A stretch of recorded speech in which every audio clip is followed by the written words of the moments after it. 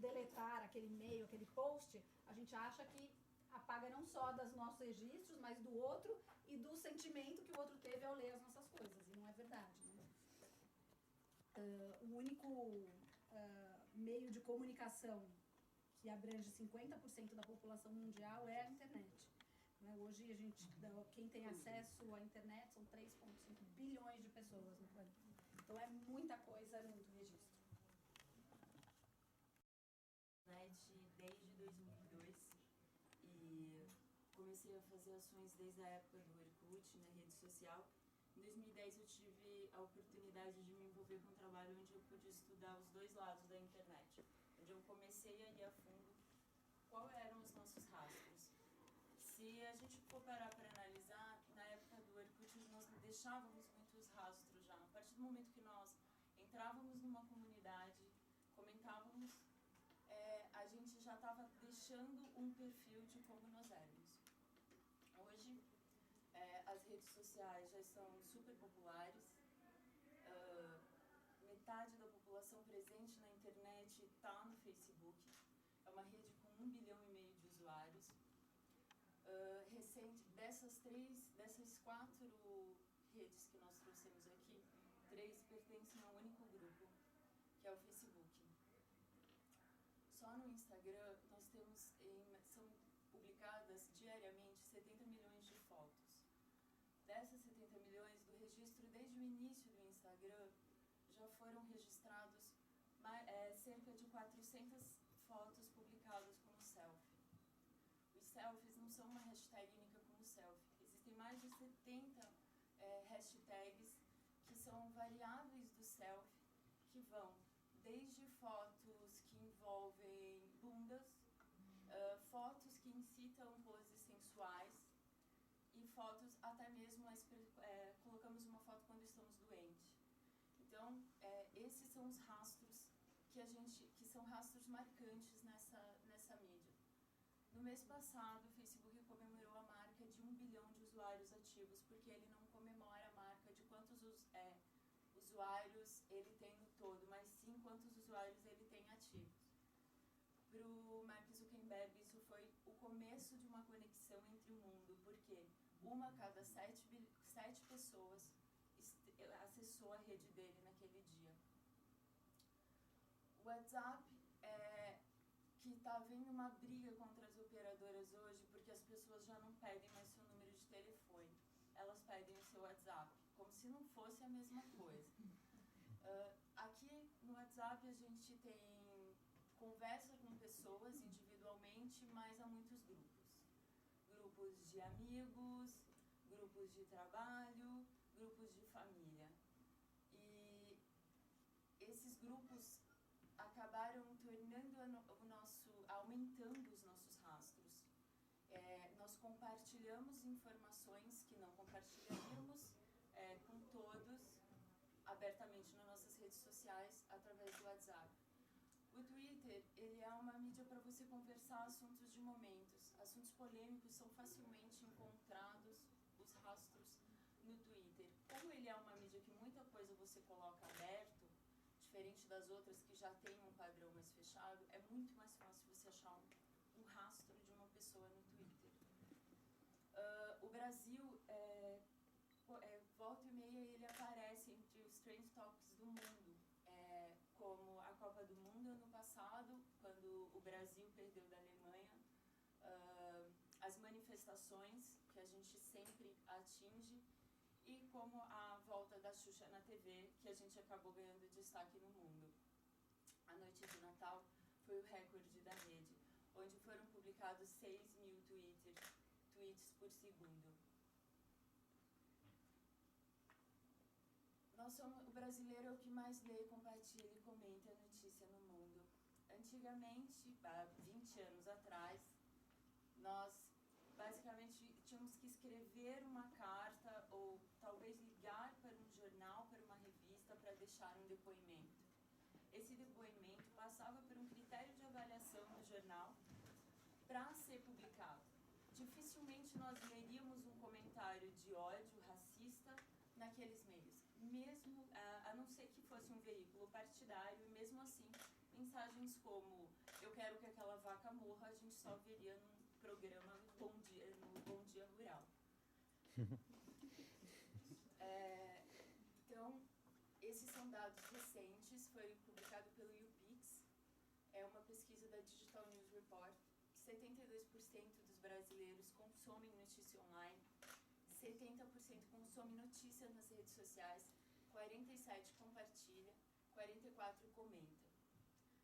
Quando você entra num grande veículo nacional, Folha, Estadão, Globo, você consegue observar comentários de ódio. Muitas pessoas que comentam notícias às vezes não leem a notícia. Você vê que o comentário não é coerente com aquele conteúdo. O link está quebrado. O que nos chama atenção muitas vezes é o título da notícia. Uma coisa do tipo essa palestra poderia se chamar como mandar nudes. Seria um título muito mais impactante do que rastros digitais, se fosse essa questão, queremos atrair pelo título. Esses são rastros, são exemplos de rastros deixados na rede. O caso em si, acima da mulher, eu acredito que todos conhecem. Ela foi registrada pelo Globo, tirando um selfie na frente do caixão do candidato para a presidência, Eduardo Campos, que tinha falecido numa tragédia e criou uma comoção nacional. Ela virou um meme. Diversos memes saíram na internet com a foto dela. Dificilmente ela passa desapercebida, porque realmente ela sai em veículos como o Exame, que não tem muito a ver. A foto que eu trouxe aqui, alguns devem conhecer, é a Giovana, uma menina de 9 anos, que teve seu vídeo viralizado em 2013, depois de dançar funk tentando ser apoiada num forninho. Hoje ela também é um meme e já virou expressão popular.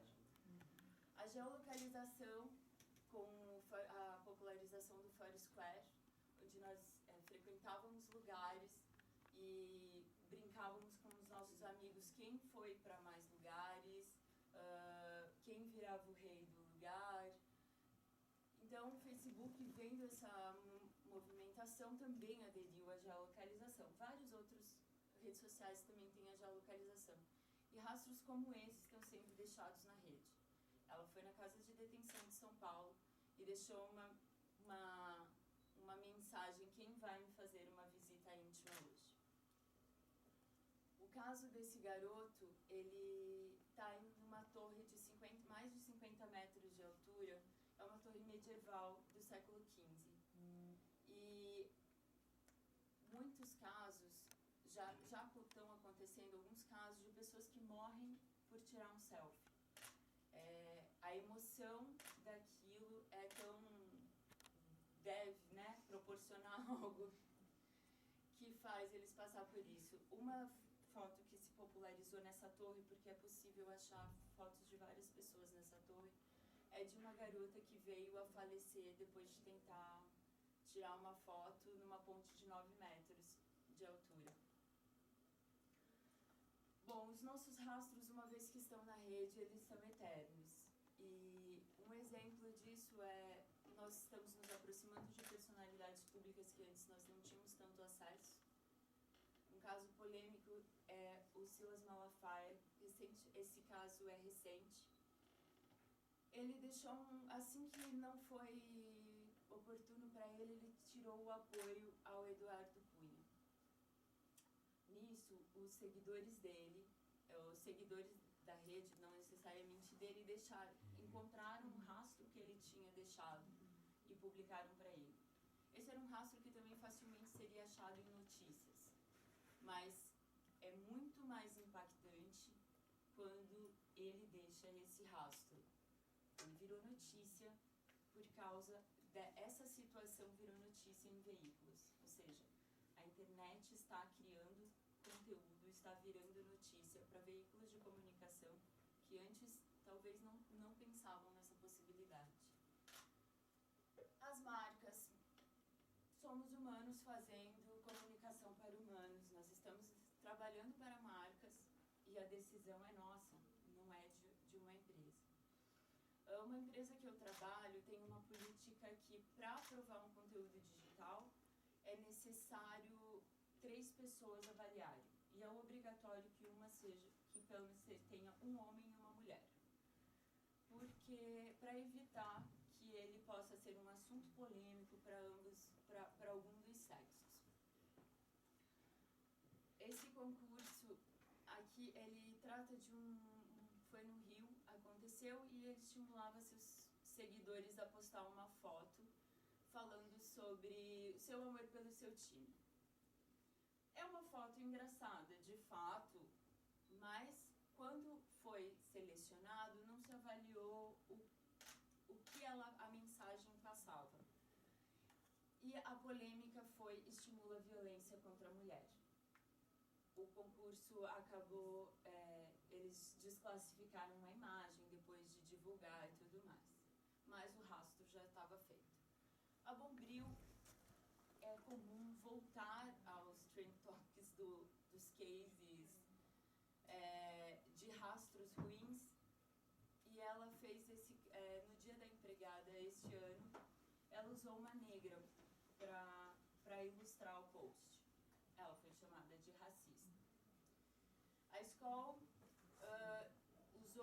fez uma campanha offline no carnaval, e era "Esqueci o não em casa. Trabalhe sem limites neste carnaval". Por ser uma marca de bebida alcoólica e pelas consequências do excesso de bebida alcoólica, não é prudente que você trabalhe esse tipo de conteúdo, em primeiro lugar. Depois, meninas encontraram essa frase e interpretaram do tipo: bom, é carnaval, o número de estupros aumenta, então eu esqueci o não em casa, isso não é bom.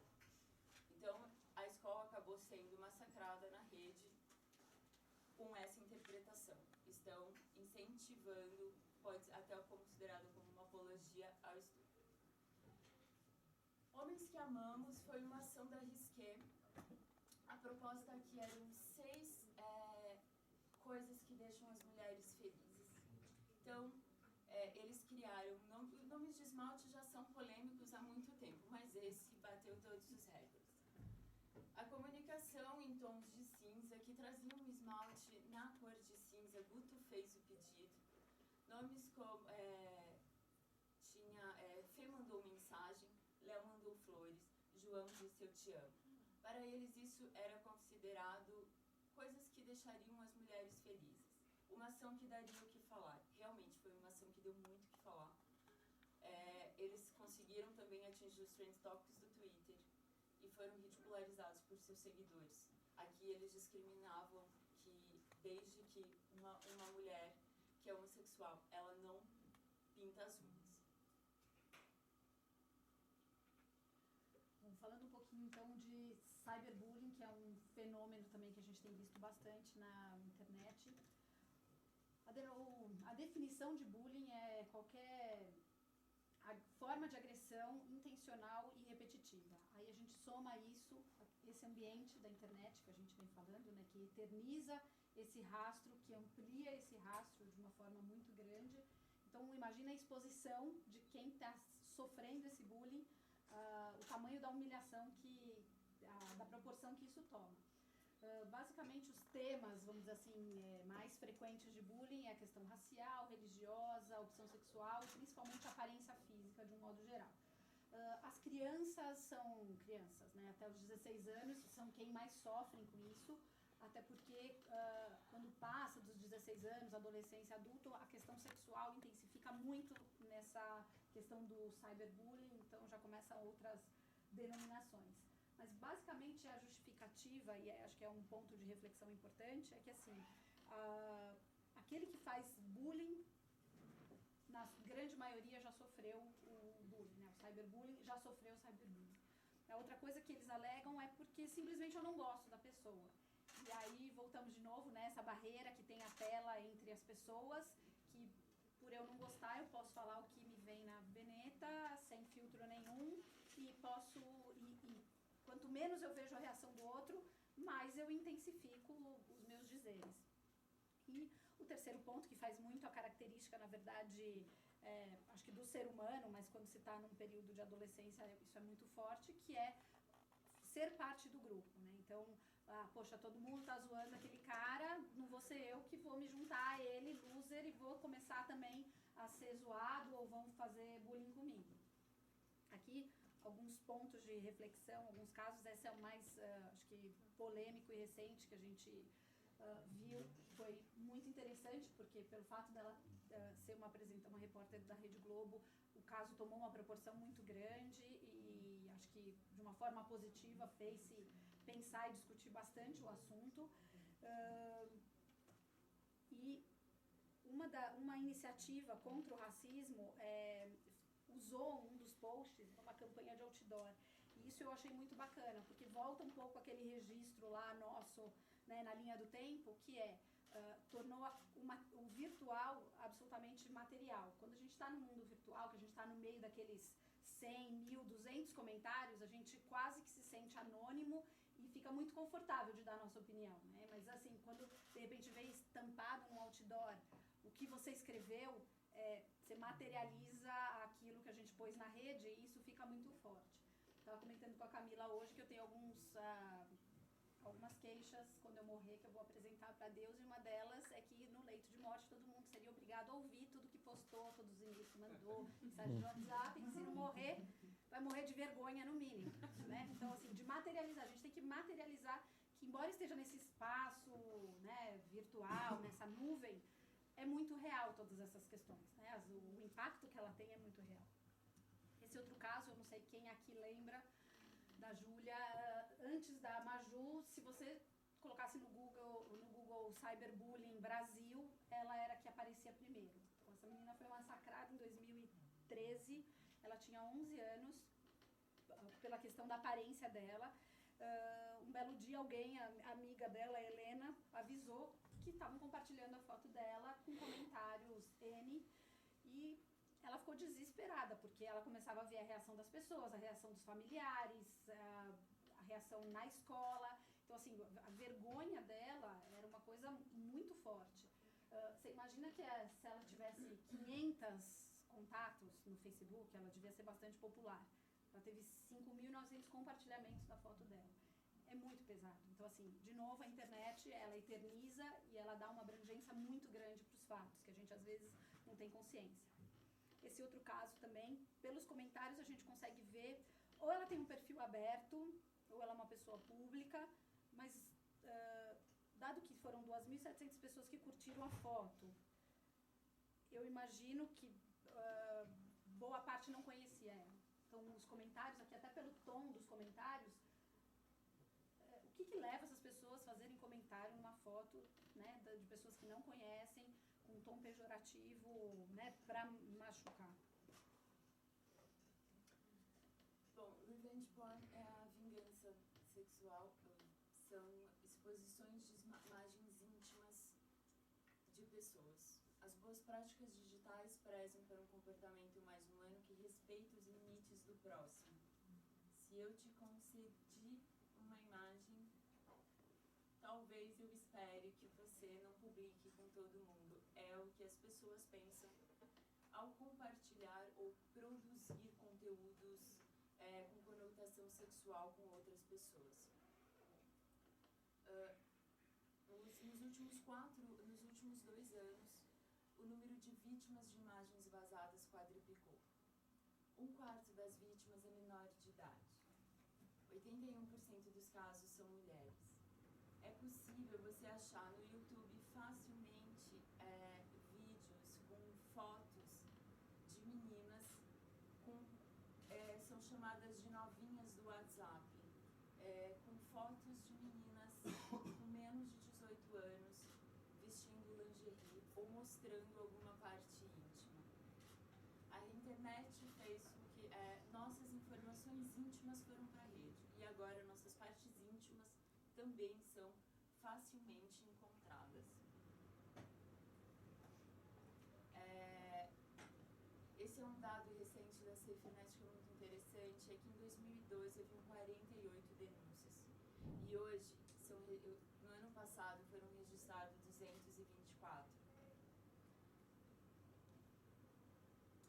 98, o início, a internet estava ganhando força. De 95 para 98, só na América Latina, o crescimento foi de mais de 700% de números de usuários. O caso Mônica Lewinsky e o então presidente Bill Clinton, ele ganhou uma proporção na internet antes nunca vista.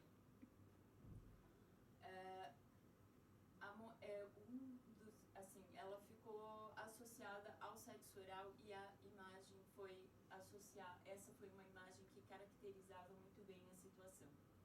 Ela foi associada a piadas de sexo e a pouco menos de 40 letras de rap.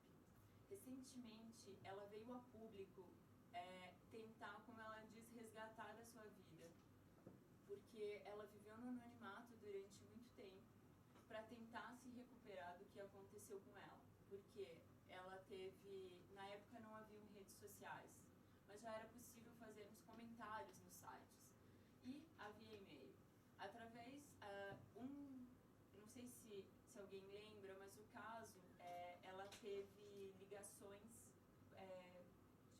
uma das provas do caso eram as ligações que ela tinha feito para o Bill Clinton. Essas ligações foram divulgadas na mídia e alguns trechos importantes viralizaram na internet. Após isso, ela começou ela falou que ela foi extremamente massacrada, recebendo até e-mails ofensivos, mensagens de ódio de pessoas que ela não fazia nem ideia.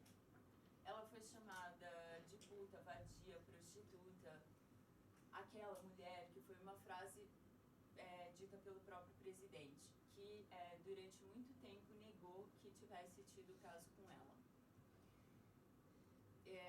Alguém lembram do vestido azul desse ano, que foi o caso, vestido branco azul? Ela foi novamente associada ao vestido, porque alguém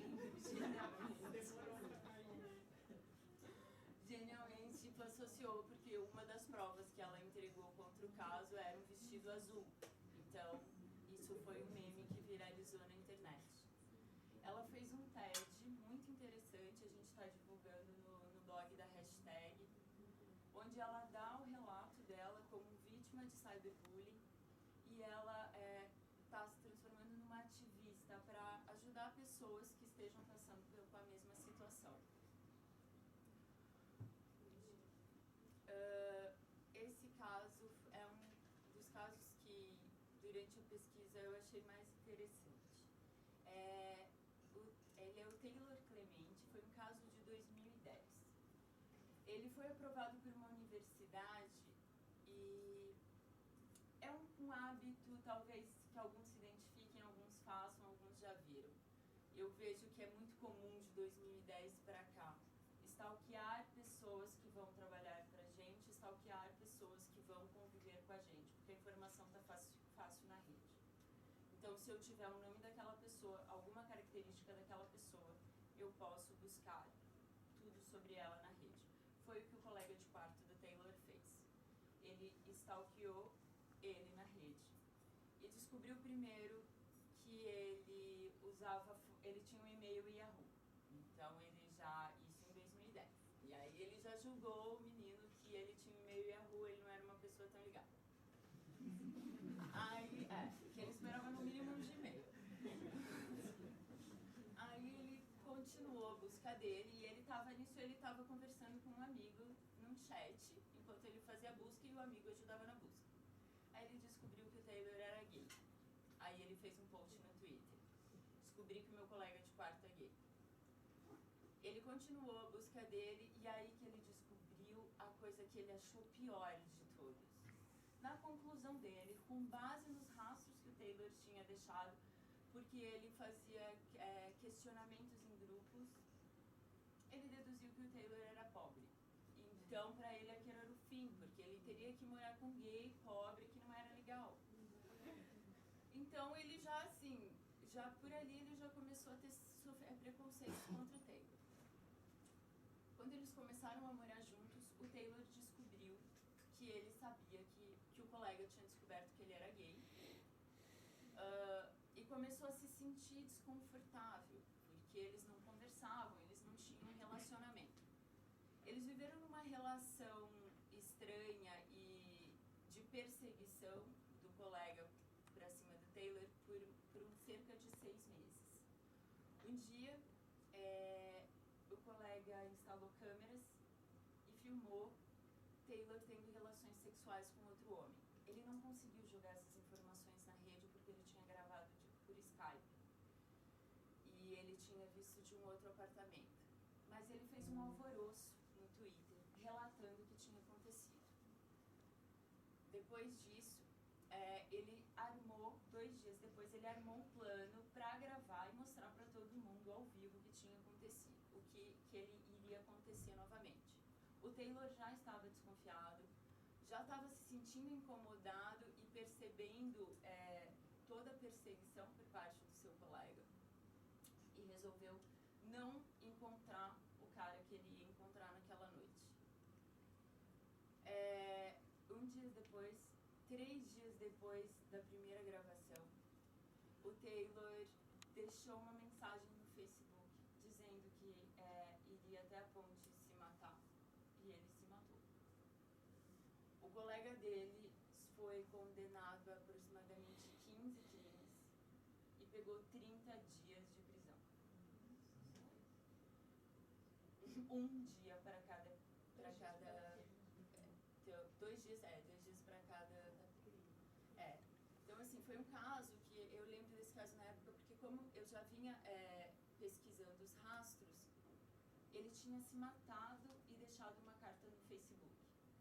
Então, isso é um rastro muito impactante quando você vê que as redes sociais já estão sendo usadas para isso. E nós estamos levando pessoas à morte por a falta de limite e respeito com elas nas redes. Em 2013, 2 adolescentes se suicidaram com 5 dias de diferença. Uma de 16 e outra de 17. Ambas tiveram imagens íntimas expostas na rede. O Taylor tinha 18.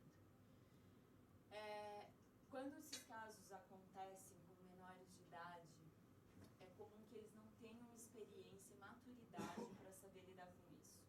Porque há uma enxurrada de informações sendo jogadas para eles, há muitos dedos sendo apontados, muitos são chamados, nas mulheres, as palavras que mais se repetem em todos os casos são puta, vadia, prostituta. Homens, a maioria dos casos são gays. Foi super difícil achar casos de homens. Eu tentei achar porque nós vemos hoje, desde o aplicativo Google, por exemplo, ressaltou-se um comportamento feminino que era de precisar falar e ser superficial como os homens. Isso faz refletir que pode vir ou pode estar acontecendo. O caso mais próximo que eu achei aconteceu com um homem, foi uma garota que ateou fogo recentemente no pênis do namorado e jogou o vídeo na rede. O caso, agora em 2015, essa é uma ativista, porque uma característica desse ano são os ativistas digitais, e ela mostrou para todo mundo que ela poderia fazer mais fotos. Se as fotos delas íntimas foram vazadas, ela poderia fazer mais fotos, porque ela não tem problema com o corpo dela. E aí ela fez um ensaio com fotos do cotidiano. E hoje ela fala sobre o tema em diferentes lugares do mundo. Ajuda outras mulheres, assim como a Mônica. Sacanagem é sacanagem, dividir a foto com todo mundo é suruba. Essa frase saiu de uma conversa com uma amiga que eu conversei com algumas pessoas sobre o tema, que eu queria saber informações de pessoas que são grandes heavy users de aplicativos de relacionamento e WhatsApp.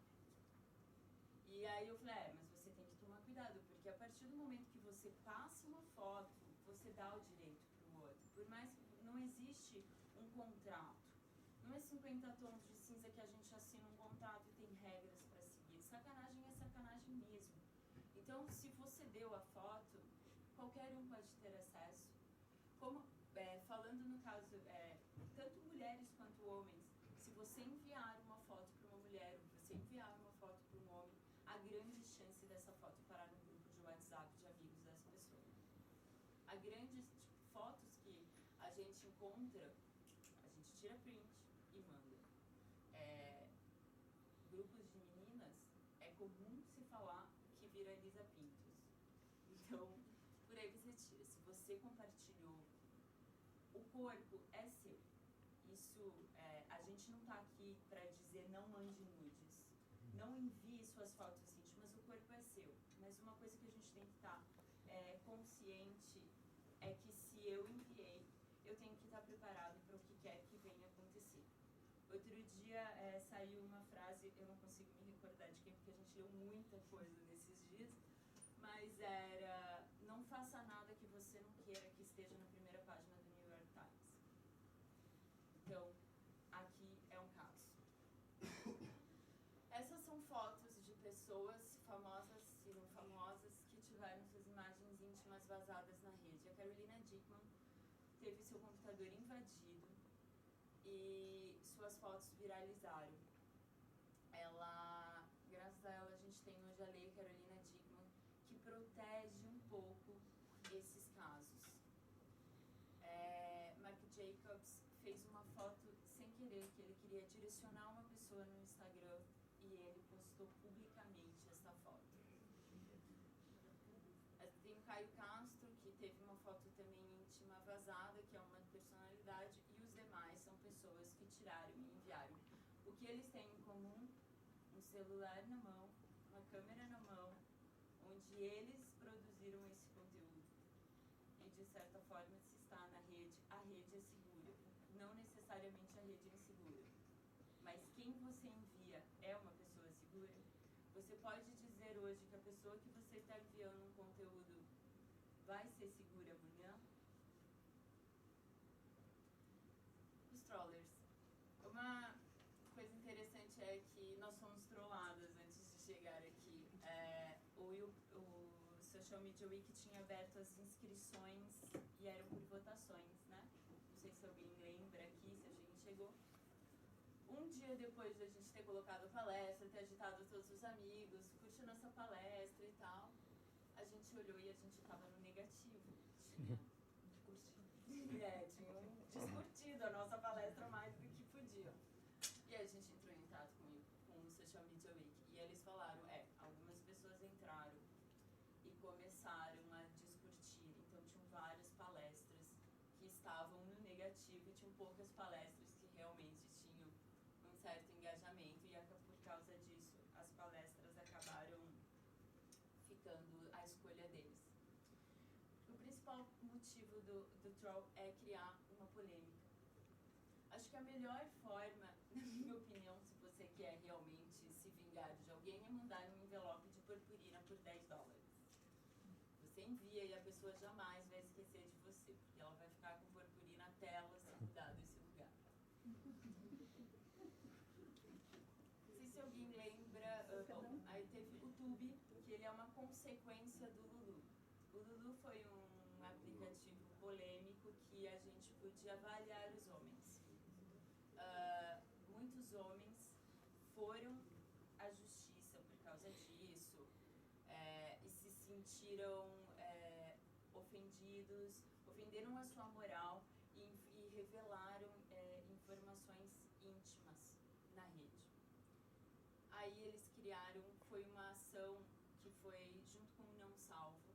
O Não Salvo se vangloriou pela segunda vez por ter trollado a Globo, porque a Globo deu a notícia antes e depois. E o aplicativo foi feito com essa questão para conscientizar as pessoas da violação de privacidade.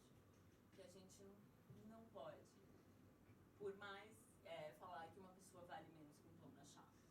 Então, eles permitiram, nessa trollagem, eles arrecadaram informações de milhares de mulheres. Porque nós tínhamos que entrar nele para desconectar de um aplicativo que não existia, mas eles ficaram com nossas informações. Então, nós fomos trolladas também.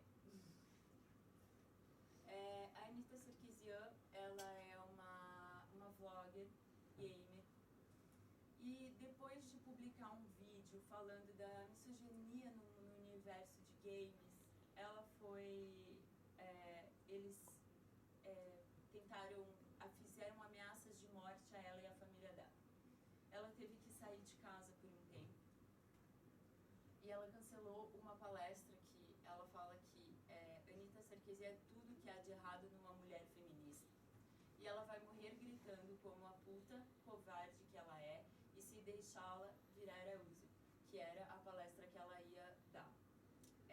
Ela tentou conversar com os palestrantes para fazer uma revista na porta, mas era impossível. Era uma palestra no Canadá, se eu não me engano, era impossível, porque quem tivesse porte de arma poderia entrar na palestra, portando a arma. O Twitter, depois desse caso, começou a rever suas políticas de trollagens, com o objetivo de tirar o usuário tóxico da rede. Esse é um Tumblr, e é comum ver Tumblrs desse perfil. Postagens que são feitas públicas na rede podem vir a ser trollado por alguém que usa isso como conteúdo. Chica Xavier, ele está sem ser alimentado, eu acho que há quase um ano, mas ele teve uma grande repercussão no seu lançamento. Juntava fotos sensuais de mulheres com frases célebres. Então, talvez sem você saber, sua foto pode ter parado aqui, ou pode ter parado em qualquer outro Tumblr, porque nós vamos deixar, até mesmo, eu conheço pessoas que trabalham com Tumblrs que são de mensagens privadas. Eu tenho um diálogo privado com você, você vai lá, vai tirar um print da nossa conversa e vai me trollar no Tumblr. Então, não importa onde você está deixando o rastro, você pode vir a sofrer esse tipo de consequência. Bom, os haters são aquelas pessoas que fazem comentários de ódio ou críticas completamente descabidas, sem critério. Então a gente tem a natureza da internet, por todas as características, né, acaba estimulando esse anonimato, onde eu posso falar, eu tenho opinião sobre tudo e qualquer assunto. E a gente vê um perfil de usuários, né, na verdade, os perfis criados, que são os haters praticamente profissionais. Né? Então, tem como elas chamam, as indelicadas, as sinceras, as depressivas, que acabam estimulando essa conversa de ódio, né, dentro da rede. Dentre os principais focos dos haters, obviamente, estão as personalidades, e, obviamente, uma das top 10 do Brasil é a Luana Piovani, que ela também não se preserva nas respostas, né? Então, não necessariamente você tem, por um lado, seguidores que, pelo prazer de seguir e falar mal, né, nem gosto dessa celebridade, mas eu vou seguir só para poder falar mal, e, por outro lado, ela que, ao dar uma resposta, às vezes dá uma exagerada, para não falar outra coisa. Esse daqui, no caso, a discussão era em cima de uma foto que ela estava com um filho, e uma foto super tranquila, e ela só falava que o menino, ela chamava o menino de bolota, uma coisa assim. Era o apelido do menino, do filho dela, do mais velho. E só aí tinham 600 comentários, sendo entre eles, enfim, alguns que não concordavam, e o cristão que não concordava, eles detonavam, inclusive as seguidoras da Luana Piovani, ao seu exemplo, pegam muito pesado com quem não concorda. Outro tema que causa também bastante polêmica na rede, que a gente já falou, é a questão política. Aqui, na verdade, o que chama mais atenção, além, né, de possivelmente não ler a notícia, não sabe do que está falando, eu só simplesmente odeio tudo que está acontecendo, sou contra o governo, que não vem ao caso, o ponto é que o nosso amigo aqui, o Calheiros Neto, ele simplesmente registrou, escreveu uma ameaça ao presidente da República. Se a gente fosse qualquer outro país um pouco mais duro nas leis, muito possivelmente a Polícia Federal já tinha encontrado ele para pedir alguma explicação. A gente mais pra frente, quando for ver privacidade, tem alguns casos nesse sentido. Jogadores de futebol, como o exemplo do Cristiano Ronaldo, que na verdade estimula, né, esse ódio dos adversários, dos torcedores adversários sobre ele. E esse caso bastante interessante desse promotor, não sei se vocês viram ou se lembram, em 2013, quando tiveram as manifestações, ele fez esse post, estou há 2 horas tentando voltar para casa, mas tem um monte de bugios revoltados parando a Avenida Faria Lima e Marginal. Por favor, alguém poderia avisar a tropa de choque que essa região faz parte do meu tribunal do júri e que se eles matarem esses filhos da puta, eu arquivarei o inquérito policial e por aí vai. Então, assim, uma pessoa pública ou que tem uma posição jamais poderia se posicionar dessa forma. Ele apagou o post, né? Lembra lá o botão do delete, que a gente acha que vai sumir tudo? Só some do nosso timeline, né? Do timeline dos outros, que fazem print, que se aproveitam dessas situações, não vai sair mesmo. Então a gente precisa tomar muito cuidado quando a gente se posiciona, de certa forma, sobre alguns temas. Bom, quais são as consequências do cyberbullying? É provado, as pessoas geralmente têm todo ser humano tem um pouco de baixa autoestima. Isso é uma palavra de psicólogo. E quando estamos nas redes sociais, nós esperamos ser aprovados. A Mônica Lewinsky, na sua entrevista, ela fala sobre a humilhação até a morte. Quando provocamos um cyberbullying, atacamos tanto uma pessoa que ela acaba desistindo da vida. No outro relato, a pessoa fala que ela não entendia o porquê as pessoas a odiaram, mas ela passou a se odiar. Nós atacamos profundamente na alma desse ser humano. Então, as consequências são problemas de saúde. As pessoas começam a desenvolver sintomas psicossomáticos. Crianças, por exemplo, quando sofrem bullying na escola, você pode observar que o comportamento dela muda. No domingo ela pode ter uma diarreia, pode ter uma febre. Ela começa a ter sintomas para evitar ter que passar por aquela exposição de novo. As pessoas aderem à reclusão. Mulheres, quando são... todos os relatos de mulheres que passaram por revenge porn ficaram reclusas, porque elas estavam sendo extremamente bombardeadas. E aí, ansiedade, ameaça à integridade física e psíquica, muitos são ameaçados de morte. A depressão é uma consequência supernatural e muitas vezes a morte, porque o cyberbullying, ele tende a levar mais à morte que um bullying natural, por causa do tipo pelo volume, pelo alcance que tem esse tipo de ação. As questões de privacidade. Uma das grandes preocupações, né, que a gente tem, então, com as nossas informações é o que está disponível na rede. Todo mundo aqui lembra desse caso do Tudo Sobre Todos? Foi um site que ele vendia as informações sobre determinado CPF. E, na verdade, assim, era todo tipo de informação, né? Então, ele te geolocalizava com teu endereço, dava nome de parentes distantes, vizinhos, uma coisa bastante complexa. E ele saiu do ar dia 27 de julho, teve uma série de ações judiciais, enfim, uma discussão muito grande, mas o ponto é, se esse site reuniu esse volume de informações, de algum lugar ele tirou, né? Então, embora ele não esteja no ar, essas informações estão de alguma forma. Então, de novo, o que a gente quer que esteja disponível? Aqui são alguns casos de privacidade bastante interessantes. O caso ali da minha esquerda, da direita de vocês, ela se chama Chelsea Clark, ela mora em Toronto, foi agora em julho. Um belo dia ela abre o Facebook Messenger dela, tem uma mensagem desse cara com umas fotos dela assistindo um vídeo com um namorado pela internet.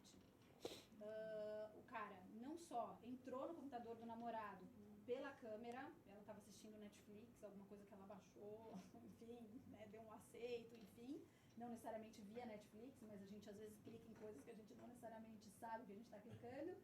Mas o cara entrou no Facebook dela, porque ela só podia receber mensagem de amigos. Então ele invadiu o perfil dela, aceitou, né, se aceitou como amigo, esse perfil fake, para mandar essas fotos para ela.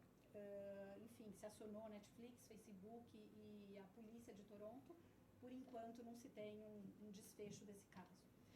O caso da Monique é bastante interessante, de certa forma é próximo, eu conheço, né, uma pessoa que fez o relato.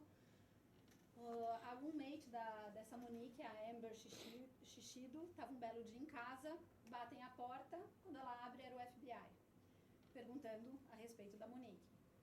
A Monique está aqui, ela tem alguma conexão com algum grupo terrorista, qual que é a religião, ela tem algum explosivo, revistaram casa, revistaram o apartamento, revistaram o quarto, não acharam nada, foram embora.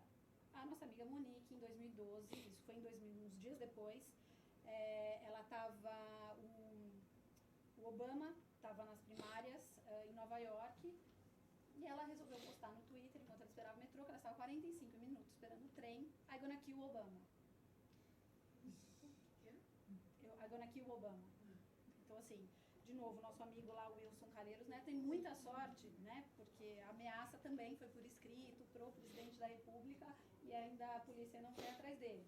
Mas isso é muito sério, né, ou seja, as informações que estão na internet, elas são o tempo inteiro filtradas e lidas por quem quer que seja, né? Então a gente tem que tomar bastante cuidado com o que a gente posta e com as nossas coisas que a gente coloca na rede. Senhas, que é um caso também bastante complicado. Todo mundo lembra desse caso recente, Ashley Madison, que é aquele site de encontros extraconjugais, que promove encontros extraconjugais. Ele foi invadido, e foi exposto mais de 10 mil perfis de usuários. Isso foi muito impactante lá fora, tinham políticos, policiais envolvidos, pastor, enfim. E, na verdade, o que acontece? Das 10 senhas mais inseguras dos Estados Unidos e da Europa, por um estudo da BBC, 6 delas eram usadas como as mais usadas para se cadastrar no Oeste. Então, assim, a questão de senha não é que vai salvar ninguém, mas realmente, assim, senhas um pouco mais elaboradas, pelo menos, dificultam um pouco o trabalho dos colegas, né? Geolocalização. A Camila abordou um pouco a questão do Foursquare, o check-in do Facebook, e, na verdade, a gente precisa pensar, né, o que eu quero com essa questão da geolocalização, né? O que eu quero com que as pessoas me achem, é bacana elas me verem em determinado lugar. O Facebook, ele tem esse Marauders Map, que é eles batizaram com esse nome porque é exatamente um mapa igual do Harry Potter, onde você vê as pessoas, né, onde elas estão. Inclusive, se você abrir a mensagem, você consegue ver aonde a pessoa estava quando ela postou cada uma das mensagens para você.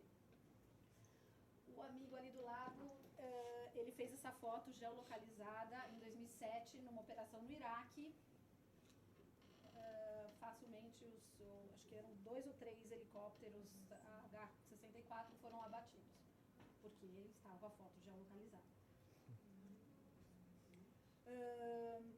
Os nossos celulares, esse daqui é um print de um iPhone, mas o Galaxy também tem, eles têm na parte de ajuste de privacidade, serviço de localização, ele grava todos os lugares que você teve, horário de entrada e saída. Você pode desabilitar essa função. Ali o Léo, eu não vou nem comentar, que é um caso um pouco que ele diz que está num lugar, mas na verdade ele está no outro, então realmente a geolocalização é uma questão, né, de segurança. Bom, agora falando um pouquinho da inteligência artificial. Quando a gente fala em privacidade, né, e qual é a conexão com a inteligência artificial, o que acontece hoje? Com a disponibilidade das informações que a gente tem o tempo inteiro, né, nos nossos computadores, no que a gente navega, isso vai, de fato, criando o famoso Big Data e vai se conectando, fazendo estudos e análises e vai se conhecendo, prevendo e antecipando uma série de comportamentos. Então, existem algumas iniciativas que têm se usado dessa inteligência, né, que o computador começa a aprender sobre a gente para propor serviços, enfim, né, muito mais do que quando a gente pensa em viajar, começa a aparecer os anúncios de viagem, de passagem aéreas, como se fosse mágica, né? Tem um caso super clássico do Target, que o Target sabia que a menina estava grávida muito antes dela falar para o pai, né? Pelas coisas que ela estava procurando, postando, enfim, lendo, ele conseguia fazer essa informação. Alguém ouviu falar dessa Ether9? É uma rede social que foi lançada agora, se eu não me engano, em julho, na versão beta. Uma rede social nova. Qual é o grande diferencial dela? A base dele é essa inteligência artificial, onde você cria a sua conta, o seu perfil, então no córtex da sua conta, você vai criar uma contraparte, que é o seu eu virtual. E você pode, como é que se diz? Atribuir 100% de autonomia para ele, 50% ou zero. O que significa isso? Que ele vai começar a aprender os seus rastros, os seus posts, e dependendo da autonomia que você der para a sua contraparte, a hora que ele tiver aprendido, ele vai postar na sua ausência. Nossa. A gente conversou um pouco com o CEO dessa Ether9, ele chama Henrique Jorge, até nos mandou uma mensagem agora há pouco. Porque a gente queria muito entender como que funciona a questão do rastro. Ele vê de uma forma extremamente positiva o que está sendo trabalhado nessa rede, né? Então, de que você vai, quase que você tem uma ajuda virtual, um assistente virtual, que pode te ajudar em algumas questões, postar por você. Aqui no Brasil, a maioria das matérias que saíram falava que você era eterno, né? Pela questão de que ia postar após a sua morte, deixar um legado de continuar postando depois que você morresse.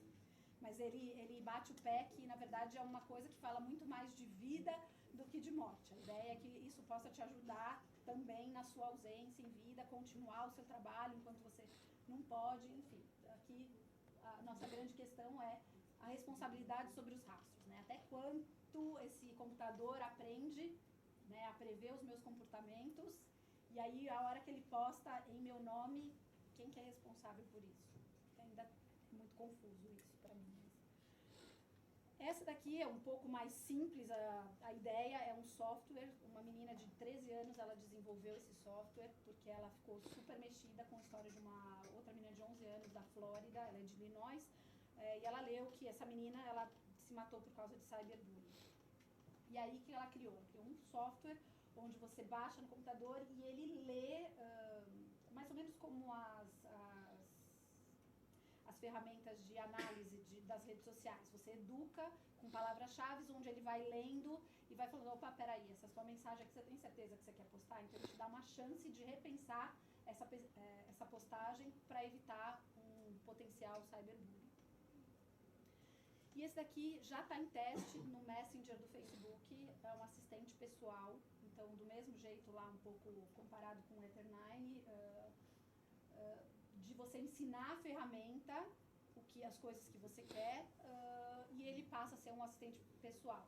É vamos dizer assim, uma Siri melhorada, né? Então aqui a ideia de agendar compromisso, de responder mesmo e-mail, me lembra um pouco, me dá uma sensação muito daquele filme Her, ela, ela com o Joaquin Phoenix, não é? Quem não viu também vale a pena, que é Joaquin Phoenix, que vale bastante a pena, que é exatamente isso, é um sistema operacional que é tão desenvolvido que quase que ganha vida. E no fim, na verdade, a pergunta aqui que fica pra gente é que rastro que a gente pode deixar, então, que rastro a gente quer deixar. Então, independente se a gente está falando, né, assim, sem juízo de valor, sem as questões morais, a gente é regido por uma lei, né? Nós vivemos em sociedade, então a gente tem aí por trás Código Civil, Código Penal, o Estatuto da Criança e do Adolescente, que a gente tem algumas coisas a responder. Talvez a justiça não ande na velocidade que deveria com os casos de internet, mas o fato é que muitas das coisas elas têm um peso legal. Então, quando a gente curte e compartilha, a gente é corresponsável, né? A gente está assinando lá o nosso nome de alguma forma que a gente concorda, não concorda. Se a gente compartilha alguma coisa e não faz nenhum comentário, a gente está absolutamente concordando com aquilo, né? Então, se a gente quer compartilhar, mas não concorda com alguma coisa, a gente tem que expressamente dizer. Porque, no fim, a gente pode ser chamado aí a responder por calúnia e difamação. Teve um caso de um veterinário, se eu não me engano, que, enfim, a mulher levou o cachorro, por alguma razão, não sei se foi negligência ou não, o cachorro cachorro veio a morrer, ela postou, que é um absurdo, onde já se viu esse veterinário, compartilhem, nunca mais vão nele, etc, etc. Parece que 5 das pessoas que compartilharam, elas foram processadas e perderam, e tiveram que pagar a indenização por calúnia. Perdão, por difamação. O bullying, que na verdade é o assédio moral, e o nosso Marco Civil de 2014, que vem tentar, né, ajudar um pouco essas questões, olhando do ponto de vista das redes e provedores. Eles não são responsáveis pelo que as pessoas postam, mas a partir do momento que ele for acionado com alguma questão e não responder, ele passa a ter uma coparticipação naquilo. Então é um pouco do direito ao esquecimento do cidadão, muito embora que a gente tenha esse direito, o que está na rede para sempre. A gente tem uma opção que é o suicídio digital, ou seja, saímos fora dessa, então tem algumas ferramentas aqui para quem quiser experimentar. E o que eu percebi, na verdade eu usei o Just Delete Me para algumas contas e é muito difícil a gente deletar as contas. O caminho não é claro, o Facebook é quase impossível você achar onde você deleta a conta, você só desativa, né? Então você conseguir deletar a conta é